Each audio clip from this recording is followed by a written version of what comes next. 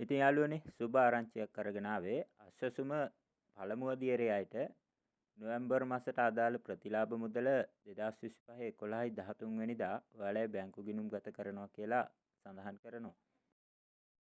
ඉතින් ඒ නිසා පළමු අදියරේ හැමෝටම අශ්වසුම තියෙන හැමෝටම හෙට දවසේ ගිහිල්ලා බැංකු ගිණුම් වලින් මුදල් ලබා ගැනීමේ හැකියාව තියෙනවා.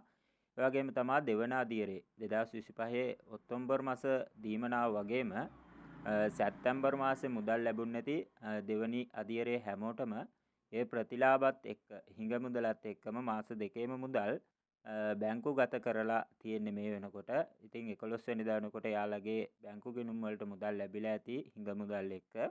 ඉතින් ඒකත් ඔයාලට ලබා ගන්න පුළුවන්. ඉතින් ඊට අමතරව අශ්වසුම් පිළිබඳ යම් ගැටලුවක් තියෙනවා නම් අපිට කමෙන්ට් එකක් මැසේජ් එකක් දාන්න.